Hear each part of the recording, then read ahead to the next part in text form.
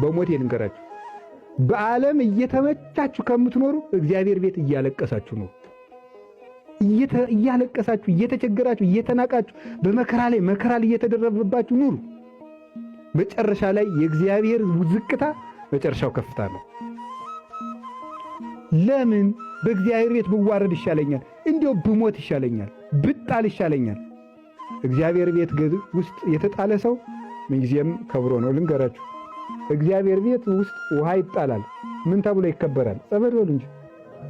በእግዚአብሔር ቤት ውስጥ አፈር አለ፣ ምን ይሆናል? ንገር እንጂ። ከእግዚአብሔር ቤት ውስጥ እንጨት ገብቶ ተባርኮ ምን ይሆናል? ታቦት አይሆንም እንዴ? መስቀል ይገባል። ከእግዚአብሔር ቤት ውስጥ ገብቶ ከብሮ የማይወጣ የለም። ድንግል ማርያም የ3 ዓመት ልጅ ናት አይደል? መቅደስ ገባች። ምን ሆና ነው የወጣቸው? የአምላክ እናት አይደል?